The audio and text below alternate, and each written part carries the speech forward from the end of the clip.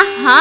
এত ভোর, ভোর কোথায় যাচ্ছি? কি ব্যাপার? আরে হোস্টেল ছাড়া ২ বছর পর আবারও চলে গিয়েছিলাম ব্যাঙ্গালোর। এতদিন পরে যাওয়ার নিশ্চয়ই তো কোনো কারণ ছিল। কিন্তু বিশ্বাস করো এইবারের এক্সপেরিয়েন্সটা একদমই অন্যবারের তুলনায় আলাদা। কেমন একটা শূন্য, শূন্য ফিলিং হচ্ছে। চলো তোমাদের সাথে তাহলে ব্লগটা শেয়ার করি।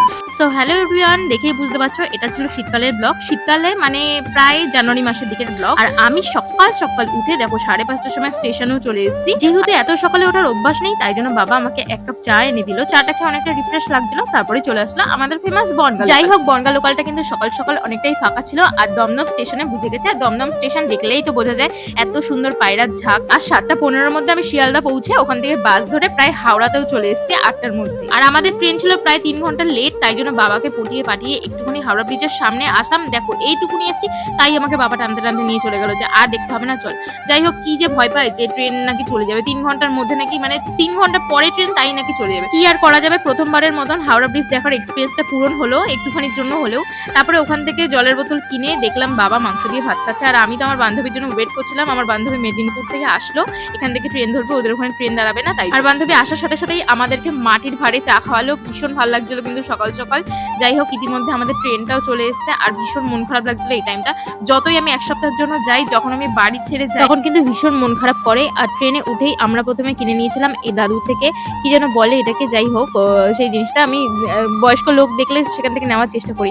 আর ট্রেনে উঠেই দেখলাম আমাদের ৪টে বোতল দিয়ে দিল। আমরা তো অলরেডি বোতল কিনেছি, আর যেহেতু আমাদের ফুড ফ্রি ছিল ওই জন্য বোতল দিয়ে দিয়েছিল।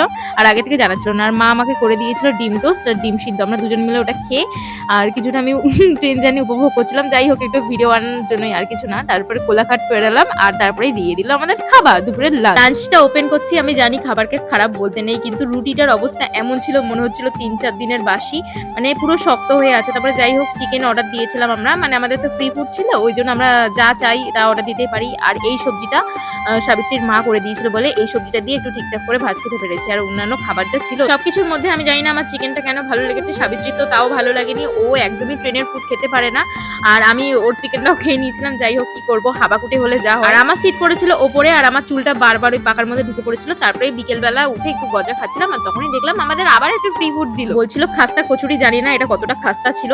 আর যাই হোক মোটামুটি ভালোই ছিল, কিন্তু যা চাটা ছিল বাপরে বাপ, এই চা আমি জীবনে কোনোদিন খেতে চাই না। এইসব করতে করতে সকাল থেকে প্রায় বিকেল হতে চললো। আর বিকেলবেলা আমরা দুজন মিলে কাড়াকাড়ি করে চিড়া ভাজা খাচ্ছিলাম। আর তারপরে রাত হয়ে গেল। আর তার মধ্যে আর কি ভিডিও বানাবো, ট্রেন জার্নির মধ্যে আর কি ভিডিও বানাবো। আর এমনিতেই আমার ওপরে সিট পড়েছে, আর কোনো ভিডিও বানানোর কোনো অপশনই নেই। এখনো আমাদের একদিনের জার্নি বাকি, তাই নেক্সট পার্টে বাকি পার্টটা শেয়ার করবো। চলো আজকের জন্য এইটুকুনি, চলো টাটা।